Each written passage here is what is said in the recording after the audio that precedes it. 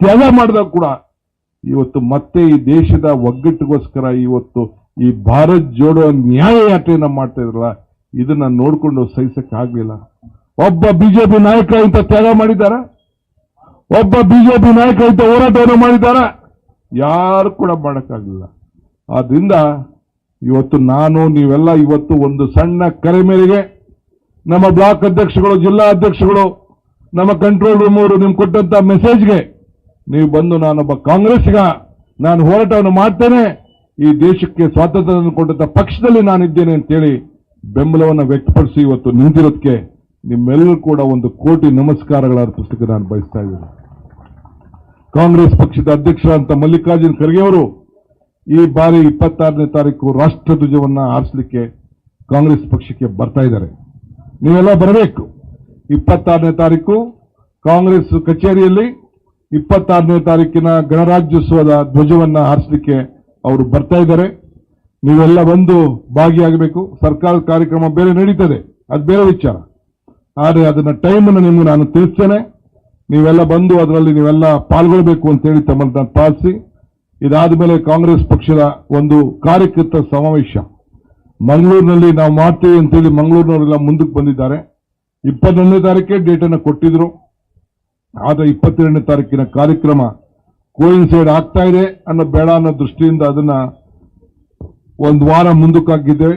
ಇವತ್ತು ಸಾಯಂಕಾಲ ನಾನು ಕಾಂಗ್ರೆಸ್ ಪಕ್ಷದ ಅಧ್ಯಕ್ಷರ ನಾನು ಮಾತಾಡಿ ಆ ದಿನಾಂಕವನ್ನು ತಿಳಿಸ್ತೇನೆ. ನಾಯಕರುಗಳು, ಕಾರ್ಯಕರ್ತರೆಲ್ಲ ಆ ಕಾರ್ಯಕ್ರಮಕ್ಕೆ ನಿಮ್ದೇ ವ್ಯವಸ್ಥೆ ಮಾಡಿಕೊಂಡು ಬಂದು ತಾವೆಲ್ಲ ಕೂಡ ಪಾಲ್ಗೊಳ್ಳಬೇಕು ಅಂತ ಈ ಸಂದರ್ಭದಲ್ಲಿ ಹೇಳಿ, ಮತ್ತೆ ನನ್ನ ಬಿಜೆಪಿಯ ಅಸ್ಸಾಂನ ಮುಖ್ಯಮಂತ್ರಿ ಆದಿಯಾಗಿ ಅಲ್ಲಿ ಎಲ್ಲ ಗೂಂಡಾಗಳಿಗೆ ಹೇಳಲಿಕ್ಕೆ ಬಯಸ್ತೇನೆ, ಕಾಂಗ್ರೆಸ್ ಪಕ್ಷದ ಕಾರ್ಯಕರ್ತರು ನಿಮ್ಮ ಹೆದರಿಕೆ, ನಿಮ್ಮ ಗೊಡ್ಡ ಬೆದರಿಕೆಗೆ, ನಿಮ್ಮ ಜೈಲಿಗೆ, ನಿಮ್ಮ ಬೈಲಿಗೆ, ನಿಮ್ಮ ಕೇಸ್ಗಳಿಗೆ ಯಾವುದಕ್ಕೂ ಕೂಡ ಕಾಂಗ್ರೆಸ್ಸಿಗರು ಎದುರುದಿಲ್ಲ.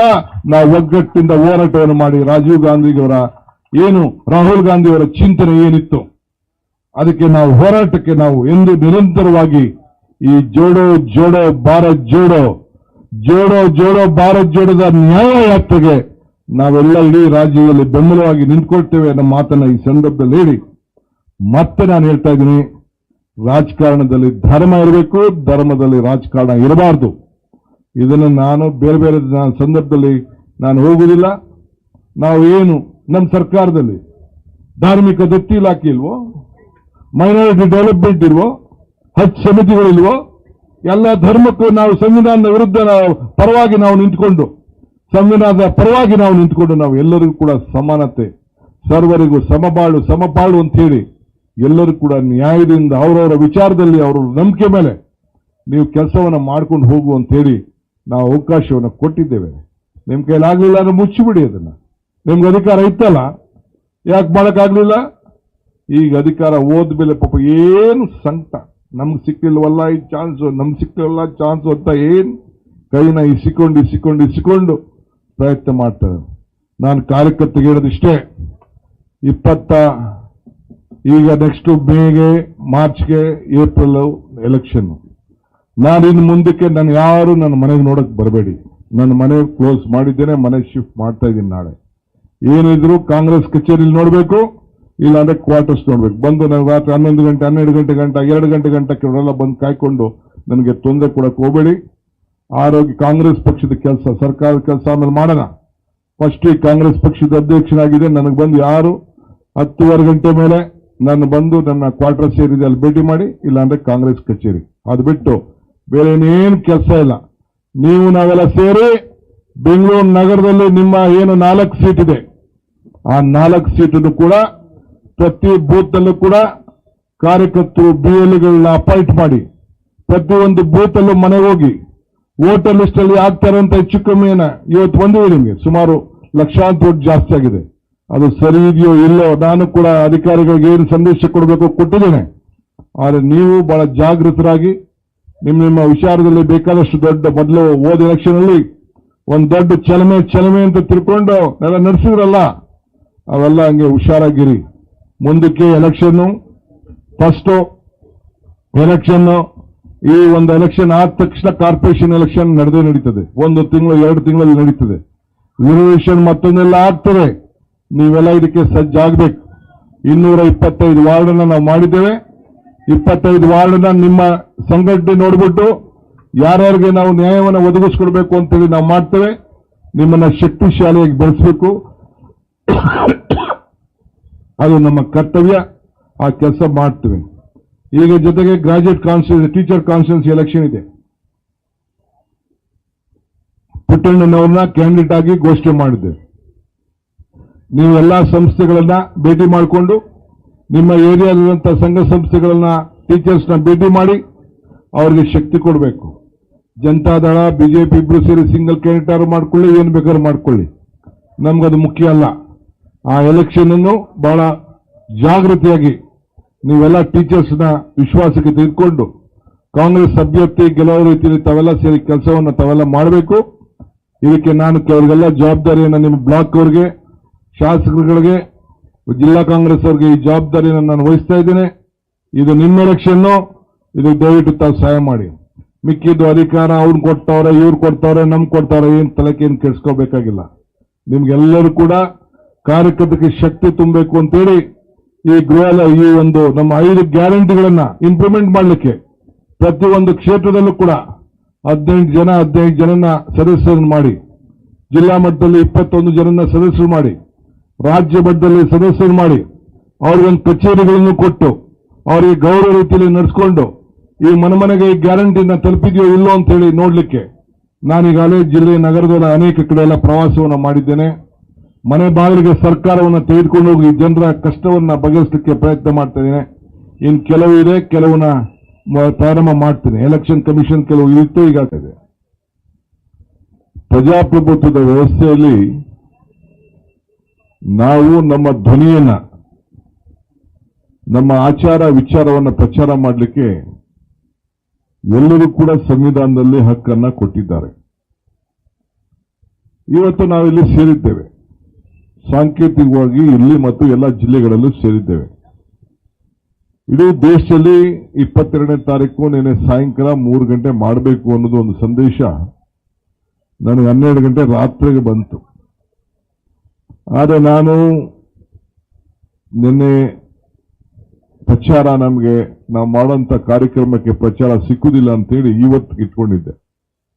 ಆಮೇಲೆ ರಾಮಲಿಂಗಾರೆಡ್ಡಿ ಅವರು ಇಲ್ಲ 11ಕ್ಕೆ ಮಾಡೋಣ, 3 ಬೇಡ ಅಂತೇಳಿ ಕೊನೆಗೆ ಸಲಹೆ ಮೇಲೆ ಈಗ ಮಾಡಿದ್ದೀವಿ. ತಾವೆಲ್ಲ ಬಹಳ ತುರ್ತಾಗಿ ಇಷ್ಟು ದೊಡ್ಡ ಸಂಘಟನೆಯನ್ನ ಮಾಡೋದಕ್ಕೆ ಜಿಲ್ಲಾ ಕಾಂಗ್ರೆಸ್ ಅಧ್ಯಕ್ಷಗಳಿಗೆ, ಬ್ಲಾಕ್ ಅಧ್ಯಕ್ಷಗಳಿಗೆ, ನಾಯಕರುಗಳಿಗೆ, ಕಾಂಗ್ರೆಸ್ ಪಕ್ಷದ ಅಧ್ಯಕ್ಷನಾಗಿ ನಿಮ್ಮೆಲ್ಲರೂ ಕೂಡ ನಾನು ಅಭಿನಂದನೆ ಸಲ್ಲಿಸಲಿಕ್ಕೆ ನಾನು ಬಯಸ್ತಾ ಇದ್ದೇನೆ. ಇವತ್ತು ಭಾರತ್ ಜೋಡೋ ಯಾತ್ರೆಗೆ 2ನೇ ಹಂತದ ಯಾತ್ರೆ, ಈ ದೇಶದ ನ್ಯಾಯಕ್ಕೋಸ್ಕರ ನಾವು ಯಾತ್ರೆಯನ್ನ ರಾಹುಲ್ ಗಾಂಧಿ ಅವರು ಕೈಗೊಂಡಿದ್ದಾರೆ. ಅವರೇನು ಅವರಲ್ಲಿರುವಂತಹ ಒಂದು ಬದ್ಧತೆ ಕಾಂಗ್ರೆಸ್ ಪಕ್ಷದ ಇತಿಹಾಸ. ಕಾಂಗ್ರೆಸ್, ನಾನು ಆಗಾಗ ಒಂದು ಮಾತು ಹೇಳ್ತಾ ಇರ್ತೀನಿ, ಕಾಂಗ್ರೆಸ್ ಶಕ್ತಿ ಈ ದೇಶದ ಶಕ್ತಿ, ಕಾಂಗ್ರೆಸ್ ಇತಿಹಾಸ ಈ ದೇಶದ ಇತಿಹಾಸ. ಯಾವಾಗ ಆಗಲಿ ಕಾಂಗ್ರೆಸ್ ಪಕ್ಷ ಅಧಿಕಾರಕ್ಕೆ ಬಂದ್ರೆ ಎಲ್ಲ ವರ್ಗದ ಜನರ ಅಧಿಕಾರಕ್ಕೆ ಬಂದಂಗೆ ಅನ್ನೋ ಒಂದು ಮಾತನ್ನ ಅನೇಕ ಸಂದರ್ಭದಲ್ಲಿ ನಾನು ಬಳಸಿದ್ದೇನೆ. ಇವತ್ತು ಹಿಂದೆ ಮಹಾತ್ಮ ಗಾಂಧೀಜಿಯವರು ದಂಡಿನ ಯಾತ್ರೆಯನ್ನ ಮಾಡಿ ಈ ಬ್ರಿಟಿಷರ ವಿರುದ್ಧ ಹೋರಾಟವನ್ನು ಮಾಡಿ ಈ ದೇಶಕ್ಕೆ ಸ್ವಾತಂತ್ರ್ಯವನ್ನು ತಂದುಕೊಟ್ಟಂತಹ ಇತಿಹಾಸ. ಬೆಳಗಾವಿಯ 24ನೇ ತಾರೀಕು, 24ನೇ ಏನು ಆ ತಾರೀಕಿತ್ತು ಕಾಂಗ್ರೆಸ್ ಸಮಾವೇಶ. ಆ ಸಮಾವೇಶ 24ನೇ ಇಸ್ವಿಯಲ್ಲಿ ಸಮಾವೇಶ. ಆ ಅಧ್ಯಕ್ಷ ಸ್ಥಾನವನ್ನ ಬೆಳಗಾವಿಯಲ್ಲಿ ವಹಿಸಿಕೊಂಡು ಅಲ್ಲಿಂದ ಈ ದೇಶದ ಸ್ವಾತಂತ್ರ್ಯಕ್ಕೆ ಹೊಸ ರೂಪವನ್ನು ತಂದುಕೊಟ್ಟು ಈ ಪ್ರಜಾಪ್ರಭುತ್ವದ ವ್ಯವಸ್ಥೆಯಲ್ಲಿ ನಾವೆಲ್ಲ ಅಧಿಕಾರವನ್ನು ಹಂಚಿಕೊಂಡಿದ್ದೇವೆ. ಪಂಚಾಯತಿಯಿಂದ ಪಾರ್ಲಿಮೆಂಟ್ವರೆಗೂ ನಾಯಕರಾಗಿದ್ದೇವೆ. ನೀವೆಲ್ಲ ಪಂಚಾಯತಿಯಲ್ಲಿ ನಾಯಕರಾಗಿದ್ದೀರಿ, ಸೊಸೈಟಿಯಲ್ಲಿ ನಾಯಕರಾಗಿದ್ದೀರಿ, ಪಾರ್ಲಿಮೆಂಟಲ್ಲಿ ನಾಯಕರಾಗಿದ್ದಾರೆ, MLAಗಳಾಗಿದ್ದೀರಿ, ನಾವೆಲ್ಲ ಆಗಿದ್ದೇವೆ. ಪ್ರಜಾಪ್ರಭುತ್ವದ ಫಲ, ಸಂವಿಧಾನದ ಹಕ್ಕು ಇವತ್ತು ನಮಗೆಲ್ಲ ಇದನ್ನ ಮೂಡಿಸಿದೆ. ನಮ್ಮ ನಾಯಕರು ಮತ್ತು ನೀವೆಲ್ಲ ಸೇರಿ ಕನ್ಯಾಕುಮಾರಿಯಿಂದ ಕಾಶ್ಮೀರವರೆಗೂ ನಡೆದಿರಿ. ನೀವು ಕೂಡ ಬೆಂಗಳೂರು, ಕರ್ನಾಟಕ ರಾಜ್ಯದಲ್ಲಿ ಚಾಮರಾಜನಗರ ಜಿಲ್ಲೆಯಿಂದ ಹಿಡಿದು ರಾಯಚೂರು ಕೂಡ ನಿಮ್ಮೆಲ್ಲರ ಶ್ರಮ, ನಿಮ್ಮೆಲ್ಲರ ಸಂಘಟನೆ, ನಿಮ್ಮೆಲ್ಲರ ಹೋರಾಟ ಇದು ದೇಶಕ್ಕೆ ಒಂದು ದೊಡ್ಡ ಸಂದೇಶವನ್ನು ಕೊಟ್ಟು ಭಾರತ್ ಜೋಡೋ ಯಾತ್ರೆಗೆ ಒಂದು ದೊಡ್ಡ ಬುನಾದಿಯನ್ನ, ಅಡಿಪಾಯವನ್ನು ಹಾಕೊಟ್ಟು ಈ ಯಶಸ್ಸಿನ ಹಿನ್ನೆಲೆಯಲ್ಲಿ ಕರ್ನಾಟಕ ರಾಜ್ಯದಲ್ಲಿ ಮತ್ತು ತೆಲಂಗಾಣ ರಾಜ್ಯದಲ್ಲಿ ಕಾಂಗ್ರೆಸ್ ಸರ್ಕಾರ ಒಂದು ಬಲಿಷ್ಠವಾದಂತಹ ಸರ್ಕಾರ ಇವತ್ತು ಅಧಿಕಾರಕ್ಕೆ ಬಂದು ನಿಮ್ಮೆಲ್ಲರ ಸೇವೆಯನ್ನು ಇವತ್ತು ಮಾಡಲಿಕ್ಕೆ ಅವಕಾಶ ಸಿಕ್ಕಿದೆ. ಇವತ್ತು ಭಾರತ್ ಜೋಡೋ ನ್ಯಾಯ ಯಾತ್ರೆ ಅಂತೇಳಿ ನಾನು ಸಿದ್ದರಾಮಯ್ಯನವರು ಆ ಒಂದು ಸಭೆಯಲ್ಲಿದ್ದು ನ್ಯಾಯ ಯಾತ್ರೆ ಬೇಕಾ ಬೇಡವಾ ಅನ್ನೋ ಒಂದು ದೊಡ್ಡ ಸಭೆಯನ್ನ ಇದ್ದು ನಮ್ಮನ್ನೆಲ್ಲ ಕರೆಸಿದ್ರು. ಸೊ ಕೊನೆಗೆ ಅನೇಕ ಚರ್ಚೆ ನಡೀತು. ಭಾರತ್ ಜೋಡೋ ಯಾತ್ರೆ ಅಂತ ಮಾಡಬೇಕು, ಕೆಲವು ನ್ಯಾಯ ಯಾತ್ರೆ ಮಾಡಬೇಕು, ಕೆಲವು ನ್ಯಾಯ ಬೇಡ ಅಂತ. ಸೊ ಅನ್ಯಾಯದ ವಿರುದ್ಧ ಹೋರಾಟವನ್ನು ಮಾಡಕ್ಕೆ ಎರಡನೇ ಹಂತದಲ್ಲಿ ರಾಹುಲ್ ಗಾಂಧಿ ಅವರು ತೆಗೆದುಕೊಂಡಂತ ಒಂದು ತೀರ್ಮಾನ ಇದೆಯಲ್ಲ, ಈ ಚಳಿಲಿ ಈ ಬಿಸಿಲಿನಲ್ಲಿ ಇವತ್ತು ಒಂದು ಬದ್ಧತೆ ಇದೆಯಲ್ಲ, ಈ ದೇಶದ ಜನತೆಯನ್ನ ಹೃದಯವನ್ನ ಒಗ್ಗೂಡಿಸಬೇಕು, ಯುವಕರ ಸಮಸ್ಯೆಯನ್ನ ಬಗೆಹರಿಸಬೇಕು, ಈ ದೇಶದಲ್ಲಿ ಆಗ್ತಾರಂತ ಒಂದು ಬೆಲೆ ಏರಿಕೆಯನ್ನ ತಡೆಗಟ್ಟಬೇಕು ಅನ್ನೋ ಒಂದು ಮೂಲ ಮಂತ್ರವನ್ನು ಇಟ್ಕೊಂಡು ಈ ಯಾತ್ರೆಯನ್ನ ಮಾಡ್ತಾ ಇದ್ದಾರೆ. ಇದು ನಮಗಲ್ಲ, ಎಲ್ಲ ವಿರೋಧ ಪಾರ್ಟಿಗಳು ಕೂಡ ಇದೊಂದು ಮಾದರಿ, ಇದೊಂದು ಇತಿಹಾಸ. ಇದು ಕಾಂಗ್ರೆಸ್ ಪಕ್ಷದಲ್ಲಿ ಮಾತ್ರ ಇಂಥ ಇತಿಹಾಸವನ್ನ ಮಾಡ್ಲಿಕ್ಕೆ ಸಾಧ್ಯ. ಈಗ ಬಿಜೆಪಿಯವರು ಯಾರು ಇಂಥ ಯಾತ್ರೆಯನ್ನ ಮಾಡಲಿಕ್ಕೆ ಪ್ರಯತ್ನ ಮಾಡಲಿಲ್ಲ.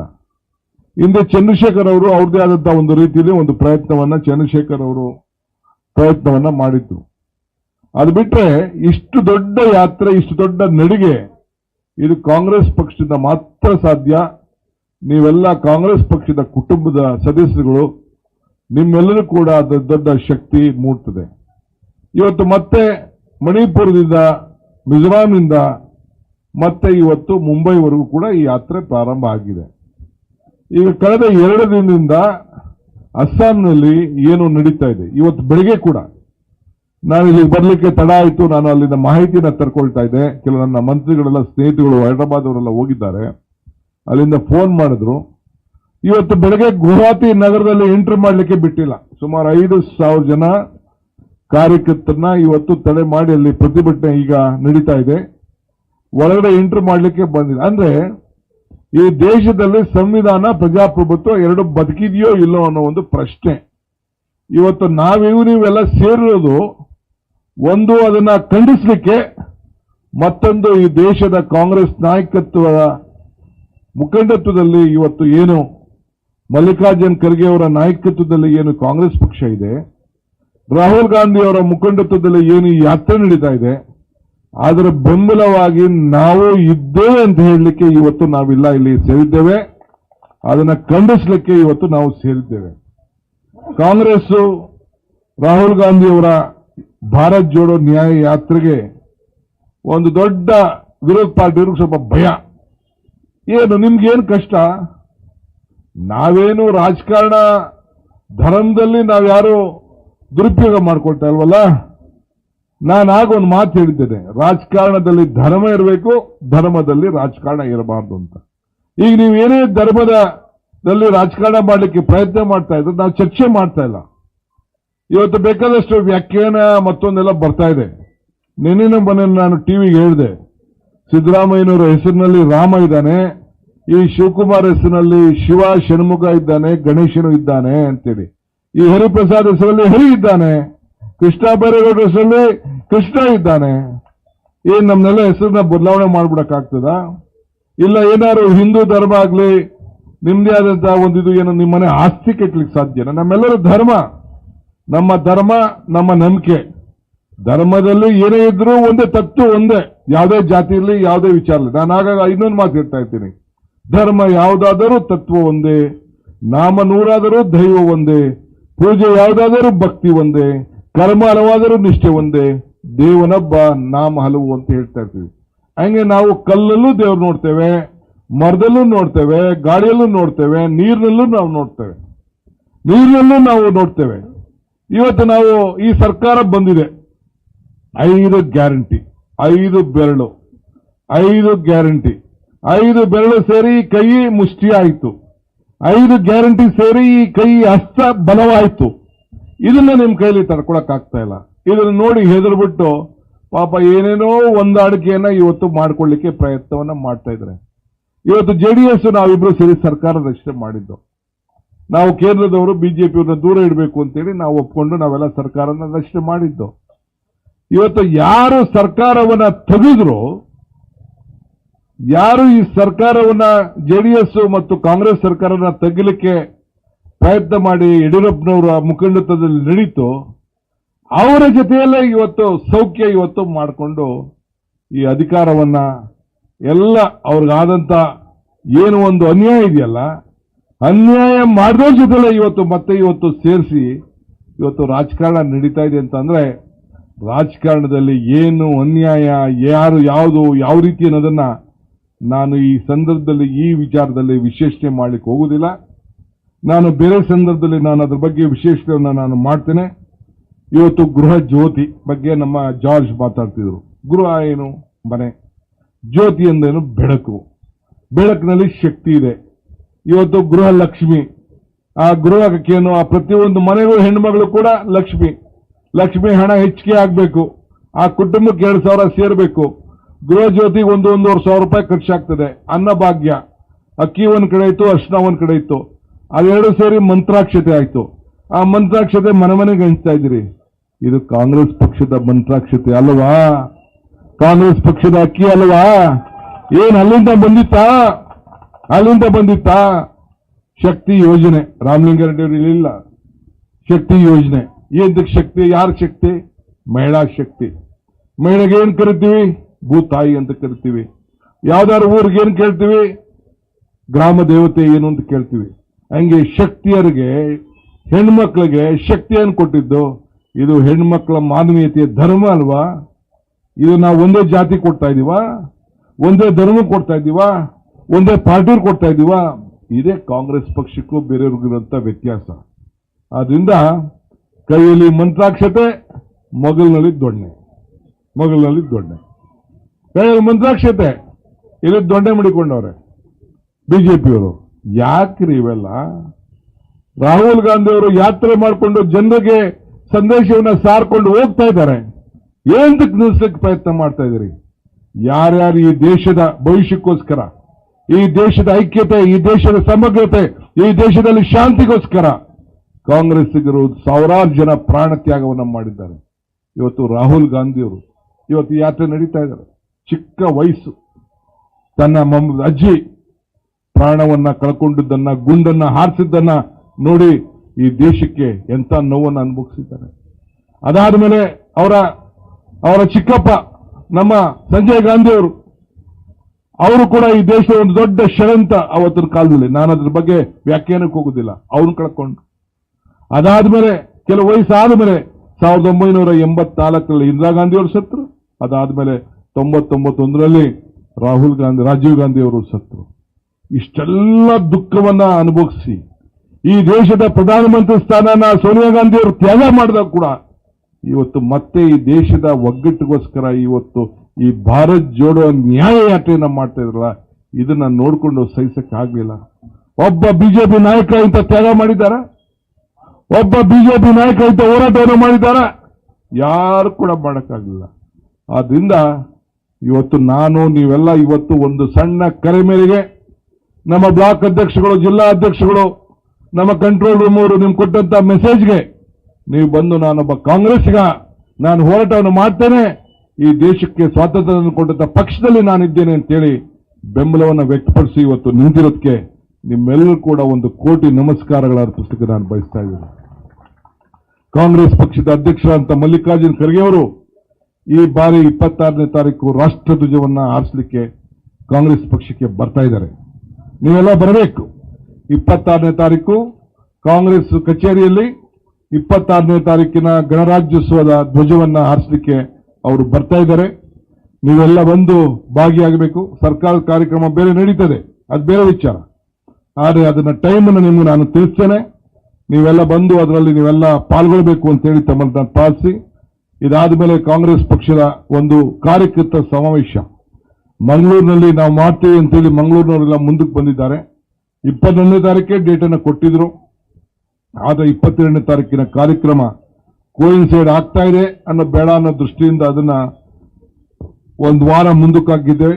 ಇವತ್ತು ಸಾಯಂಕಾಲ ನಾನು ಕಾಂಗ್ರೆಸ್ ಪಕ್ಷದ ಅಧ್ಯಕ್ಷ ಹತ್ರ ನಾನು ಮಾತಾಡಿ ಆ ದಿನಾಂಕವನ್ನು ತಿಳಿಸ್ತೇನೆ. ನಾಯಕರುಗಳು ಕಾರ್ಯಕರ್ತರೆಲ್ಲ ಆ ಕಾರ್ಯಕ್ರಮಕ್ಕೆ ನಿಮ್ದೇ ವ್ಯವಸ್ಥೆ ಮಾಡಿಕೊಂಡು ಬಂದು ತಾವೆಲ್ಲ ಕೂಡ ಪಾಲ್ಗೊಳ್ಳಬೇಕು ಅಂತ ಈ ಸಂದರ್ಭದಲ್ಲಿ ಹೇಳಿ, ಮತ್ತೆ ನನ್ನ ಬಿಜೆಪಿಯ ಅಸ್ಸಾಂನ ಮುಖ್ಯಮಂತ್ರಿ ಆದಿಯಾಗಿ ಅಲ್ಲಿ ಎಲ್ಲ ಗೂಂಡಾಗಳಿಗೆ ಹೇಳಲಿಕ್ಕೆ ಬಯಸ್ತೇನೆ, ಕಾಂಗ್ರೆಸ್ ಪಕ್ಷದ ಕಾರ್ಯಕರ್ತರು ನಿಮ್ಮ ಹೆದರಿಕೆ, ನಿಮ್ಮ ಗೊಡ್ಡ ಬೆದರಿಕೆಗೆ, ನಿಮ್ಮ ಜೈಲಿಗೆ, ನಿಮ್ಮ ಬೈಲಿಗೆ, ನಿಮ್ಮ ಕೇಸ್ಗಳಿಗೆ ಯಾವುದಕ್ಕೂ ಕೂಡ ಕಾಂಗ್ರೆಸ್ಸಿಗರು ಎದುರುದಿಲ್ಲ. ನಾವು ಒಗ್ಗಟ್ಟಿಂದ ಹೋರಾಟವನ್ನು ಮಾಡಿ ರಾಜೀವ್ ಗಾಂಧಿಯವರ ಏನು ರಾಹುಲ್ ಗಾಂಧಿಯವರ ಚಿಂತನೆ ಏನಿತ್ತು ಅದಕ್ಕೆ ನಾವು ಹೋರಾಟಕ್ಕೆ ನಾವು ಎಂದು ನಿರಂತರವಾಗಿ ಈ ಜೋಡೋ ಜೋಡೋ ಭಾರತ್ ಜೋಡೋ ಜೋಡೋ ಜೋಡೋ ಭಾರತ್ ಜೋಡೋದ ನ್ಯಾಯ ಯಾತ್ರೆಗೆ ನಾವೆಲ್ಲ ಇಡೀ ರಾಜ್ಯದಲ್ಲಿ ಬೆಂಬಲವಾಗಿ ನಿಂತ್ಕೊಳ್ತೇವೆ ಅನ್ನೋ ಮಾತನ್ನ ಈ ಸಂದರ್ಭದಲ್ಲಿ ಹೇಳಿ ಮತ್ತೆ ನಾನು ಹೇಳ್ತಾ ಇದ್ದೀನಿ, ರಾಜಕಾರಣದಲ್ಲಿ ಧರ್ಮ ಇರಬೇಕು, ಧರ್ಮದಲ್ಲಿ ರಾಜಕಾರಣ ಇರಬಾರದು. ಇದನ್ನು ನಾನು ಬೇರೆ ಬೇರೆ ಸಂದರ್ಭದಲ್ಲಿ ನಾನು ಹೋಗುವುದಿಲ್ಲ. ನಾವು ಏನು ನಮ್ಮ ಸರ್ಕಾರದಲ್ಲಿ ಧಾರ್ಮಿಕ ದತ್ತಿ ಇಲಾಖೆ ಇಲ್ವೋ, ಮೈನಾರಿಟಿ ಡೆವಲಪ್ಮೆಂಟ್ ಇಲ್ವೋ, ಹಜ್ ಸಮಿತಿಗಳಿಲ್ವೋ? ಎಲ್ಲ ಧರ್ಮಕ್ಕೂ ನಾವು ಸಂವಿಧಾನದ ವಿರುದ್ಧ ಪರವಾಗಿ ನಾವು ನಿಂತ್ಕೊಂಡು, ಸಂವಿಧಾನದ ಪರವಾಗಿ ನಾವು ನಿಂತ್ಕೊಂಡು ನಾವು ಎಲ್ಲರಿಗೂ ಕೂಡ ಸಮಾನತೆ, ಸರ್ವರಿಗೂ ಸಮಪಾಳು ಅಂತ ಹೇಳಿ ಎಲ್ಲರೂ ಕೂಡ ನ್ಯಾಯದಿಂದ ಅವರವರ ವಿಚಾರದಲ್ಲಿ ಅವರ ನಂಬಿಕೆ ಮೇಲೆ ನೀವು ಕೆಲಸವನ್ನು ಮಾಡ್ಕೊಂಡು ಹೋಗು ಅಂತ ಹೇಳಿ ನಾವು ಅವಕಾಶವನ್ನು ಕೊಟ್ಟಿದ್ದೇವೆ. ನಿಮ್ಮ ಕೈಲಾಗಲಿಲ್ಲ ಅಂದ್ರೆ ಮುಚ್ಚಿಬಿಡಿ ಅದನ್ನ. ನಿಮ್ಗೆ ಅಧಿಕಾರ ಇತ್ತಲ್ಲ, ಯಾಕೆ ಮಾಡೋಕ್ಕಾಗಲಿಲ್ಲ? ಈಗ ಅಧಿಕಾರ ಹೋದ್ಮೇಲೆ ಪಾಪ ಏನು ಸಂಕಟ, ನಮ್ಗೆ ಸಿಕ್ಕಿಲ್ವಲ್ಲ ಈ ಚಾನ್ಸು, ನಮ್ಗೆ ಸಿಕ್ಕಿಲ್ವಲ್ಲ ಚಾನ್ಸು ಅಂತ ಏನು ಕೈನ ಇಸಿಕೊಂಡು ಪ್ರಯತ್ನ ಮಾಡ್ತಾರೆ. ನಾನು ಕಾರ್ಯಕರ್ತರಿಗೆ ಹೇಳೋದಿಷ್ಟೇ, ಈಗ ನೆಕ್ಸ್ಟ್ ಮೇಗೆ, ಮಾರ್ಚ್ಗೆ, ಏಪ್ರಿಲ್ ಎಲೆಕ್ಷನ್. ನಾನಿನ್ನು ಮುಂದಕ್ಕೆ ಯಾರು ನನ್ನ ಮನೆಗೆ ನೋಡಕ್ ಬರಬೇಡಿ. ನನ್ನ ಮನೆ ಕ್ಲೋಸ್ ಮಾಡಿದ್ದೇನೆ, ಮನೆ ಶಿಫ್ಟ್ ಮಾಡ್ತಾ ಇದ್ದೀನಿ. ನಾಳೆ ಏನಿದ್ರು ಕಾಂಗ್ರೆಸ್ ಕಚೇರಿಯಲ್ಲಿ ನೋಡಬೇಕು, ಇಲ್ಲಾಂದ್ರೆ ಕ್ವಾರ್ಟರ್ಸ್ ನೋಡ್ಬೇಕು. ಬಂದು ನನಗೆ ರಾತ್ರಿ 11 ಗಂಟೆ 12 ಗಂಟೆ 2 ಗಂಟೆ ಇವರೆಲ್ಲ ಬಂದು ಕಾಯ್ಕೊಂಡು ನನಗೆ ತೊಂದರೆ ಕೊಡಕ್ಕೆ ಹೋಗಬೇಡಿ. ಆರೋಗ್ಯ ಕಾಂಗ್ರೆಸ್ ಪಕ್ಷದ ಕೆಲಸ, ಸರ್ಕಾರದ ಕೆಲಸ ಆಮೇಲೆ ಮಾಡೋಣ. ಫಸ್ಟ್ ಈ ಕಾಂಗ್ರೆಸ್ ಪಕ್ಷದ ಅಧ್ಯಕ್ಷನಾಗಿದೆ. ನನಗೆ ಬಂದು ಯಾರು 10:15 ಗಂಟೆ ಮೇಲೆ ನಾನು ಬಂದು ನನ್ನ ಕ್ವಾರ್ಟರ್ಸ್ ಏರಿದೆ ಅಲ್ಲಿ ಭೇಟಿ ಮಾಡಿ, ಇಲ್ಲಾಂದ್ರೆ ಕಾಂಗ್ರೆಸ್ ಕಚೇರಿ. ಅದು ಬಿಟ್ಟು ಬೇರೆ ಏನೇನು ಕೆಲಸ ಇಲ್ಲ. ನೀವು ನಾವೆಲ್ಲ ಸೇರಿ ಬೆಂಗಳೂರು ನಗರದಲ್ಲಿ ನಿಮ್ಮ ಏನು 4 ಸೀಟ್ ಇದೆ, ಆ 4 ಸೀಟನ್ನು ಕೂಡ ಪ್ರತಿ ಬೂತ್ ಅಲ್ಲೂ ಕೂಡ ಕಾರ್ಯಕರ್ತರು BLಗಳನ್ನ ಅಪಾಯಿಂಟ್ ಮಾಡಿ ಪ್ರತಿಯೊಂದು ಬೂತ್ ಅಲ್ಲೂ ಮನೆಗೆ ಹೋಗಿ ವೋಟರ್ ಲಿಸ್ಟ್ ಅಲ್ಲಿ ಆಗ್ತಾರಂತ ಹೆಚ್ಚು ಕಮ್ಮಿನ ಇವತ್ತು ಬಂದಿದೆ. ನಿಮಗೆ ಸುಮಾರು ಲಕ್ಷಾಂತರ ವೋಟ್ ಜಾಸ್ತಿ ಆಗಿದೆ. ಅದು ಸರಿ ಇದೆಯೋ ಇಲ್ಲೋ ನಾನು ಕೂಡ ಅಧಿಕಾರಿಗಳಿಗೆ ಏನು ಸಂದೇಶ ಕೊಡಬೇಕು ಕೊಟ್ಟಿದ್ದೇನೆ. ಆದರೆ ನೀವು ಬಹಳ ಜಾಗೃತರಾಗಿ ನಿಮ್ಮ ವಿಚಾರದಲ್ಲಿ ಬೇಕಾದಷ್ಟು ದೊಡ್ಡ ಮೊದಲು ಹೋದ ಎಲೆಕ್ಷನ್ ಅಲ್ಲಿ ಒಂದು ದೊಡ್ಡ ಚಲಮೆ ಅಂತ ತಿಳ್ಕೊಂಡು ಎಲ್ಲ ನಡೆಸಿದ್ರಲ್ಲ, ಅವೆಲ್ಲ ಹಂಗೆ ಹುಷಾರಾಗಿರಿ. ಮುಂದಕ್ಕೆ ಎಲೆಕ್ಷನ್, ಫಸ್ಟ್ ಎಲೆಕ್ಷನ್, ಈ ಒಂದು ಎಲೆಕ್ಷನ್ ಆದ ತಕ್ಷಣ ಕಾರ್ಪೊರೇಷನ್ ಎಲೆಕ್ಷನ್ ನಡೀತದೆ. 1 ತಿಂಗಳು 2 ತಿಂಗಳಲ್ಲಿ ನಡೀತದೆ. ರಿಸರ್ವೇಷನ್ ಮತ್ತೊಂದೆಲ್ಲ ಆಗ್ತದೆ. ನೀವೆಲ್ಲ ಇದಕ್ಕೆ ಸಜ್ಜಾಗಬೇಕು. 225 ವಾರ್ಡನ್ನ ನಾವು ಮಾಡಿದ್ದೇವೆ. 25 ವಾರ್ಡನ್ನ ನಿಮ್ಮ ಸಂಘಟನೆ ನೋಡ್ಬಿಟ್ಟು ಯಾರ್ಯಾರಿಗೆ ನಾವು ನ್ಯಾಯವನ್ನು ಒದಗಿಸ್ಕೊಡ್ಬೇಕು ಅಂತೇಳಿ ನಾವು ಮಾಡ್ತೇವೆ. ನಿಮ್ಮನ್ನ ಶಕ್ತಿಶಾಲಿಯಾಗಿ ಬೆಳೆಸಬೇಕು, ಅದು ನಮ್ಮ ಕರ್ತವ್ಯ. ಆ ಕೆಲಸ ಮಾಡ್ತೇವೆ. ಈಗ ಜೊತೆಗೆ graduate constituency, teacher constituency election ಇದೆ. ಪುಟ್ಟಣ್ಣನವ್ರನ್ನ ಕ್ಯಾಂಡಿಡೇಟ್ ಆಗಿ ಘೋಷಣೆ ಮಾಡಿದ್ದೆ. ನೀವೆಲ್ಲ ಸಂಸ್ಥೆಗಳನ್ನ ಭೇಟಿ ಮಾಡಿಕೊಂಡು ನಿಮ್ಮ ಏರಿಯಾದಲ್ಲಿರುವಂತಹ ಸಂಘ ಸಂಸ್ಥೆಗಳನ್ನ, ಟೀಚರ್ಸ್ನ ಭೇಟಿ ಮಾಡಿ ಅವರಿಗೆ ಶಕ್ತಿ ಕೊಡಬೇಕು. ಜನತಾದಳ, ಬಿಜೆಪಿ ಇಬ್ರು ಸೇರಿ ಸಿಂಗಲ್ ಕ್ಯಾಂಡಿಡೇಟ್ ಮಾಡ್ಕೊಳ್ಳಿ, ಏನು ಬೇಕಾದ್ರೂ ಮಾಡ್ಕೊಳ್ಳಿ, ನಮ್ಗದು ಮುಖ್ಯ ಅಲ್ಲ. ಆ ಎಲೆಕ್ಷನ್ ಅನ್ನು ಬಹಳ ಜಾಗೃತಿಯಾಗಿ ನೀವೆಲ್ಲ ಟೀಚರ್ಸ್ನ ವಿಶ್ವಾಸಕ್ಕೆ ತೆಗೆದುಕೊಂಡು ಕಾಂಗ್ರೆಸ್ ಅಭ್ಯರ್ಥಿ ಗೆಲ್ಲುವ ರೀತಿಯಲ್ಲಿ ತಾವೆಲ್ಲ ಸೇರಿ ಕೆಲಸವನ್ನು ತಾವೆಲ್ಲ ಮಾಡಬೇಕು. ಇದಕ್ಕೆ ನಾನು ಕೆಲವರಿಗೆಲ್ಲ ಜವಾಬ್ದಾರಿಯನ್ನು ನಿಮ್ಮ ಬ್ಲಾಕ್ ಅವರಿಗೆ, ಶಾಸಕರುಗಳಿಗೆ, ಜಿಲ್ಲಾ ಕಾಂಗ್ರೆಸ್ ಅವರಿಗೆ ಈ ಜವಾಬ್ದಾರಿಯನ್ನು ನಾನು ವಹಿಸ್ತಾ ಇದ್ದೇನೆ. ಇದು ನಿಮ್ಮ ಎಲೆಕ್ಷನ್ನು, ಇದು ದಯವಿಟ್ಟು ತಾವು ಸಹಾಯ ಮಾಡಿ. ಮಿಕ್ಕಿದ್ದು ಅಧಿಕಾರ ಅವ್ರು ಕೊಡ್ತಾವ್ರೆ, ಇವ್ರು ಕೊಡ್ತಾವ್ರೆ, ನಮ್ಗೆ ಕೊಡ್ತಾವ್ರೆ, ಏನು ತಲೆಗೆ ಏನು ಕೆಡಿಸ್ಕೋಬೇಕಾಗಿಲ್ಲ.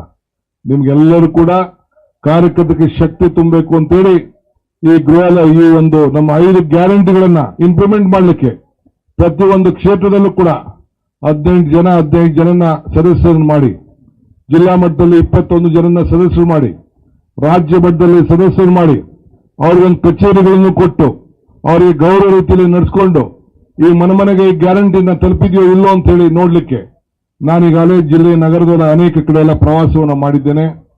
ಮನೆ ಬಾಗಿಲಿಗೆ ಸರ್ಕಾರವನ್ನು ತೆಗೆದುಕೊಂಡು ಹೋಗಿ ಜನರ ಕಷ್ಟವನ್ನ ಬಗೆಹರಿಸಲಿಕ್ಕೆ ಪ್ರಯತ್ನ ಮಾಡ್ತಾ ಇದ್ದೇನೆ. ಇನ್ನು ಕೆಲವು ಇದೆ, ಕೆಲವನ್ನ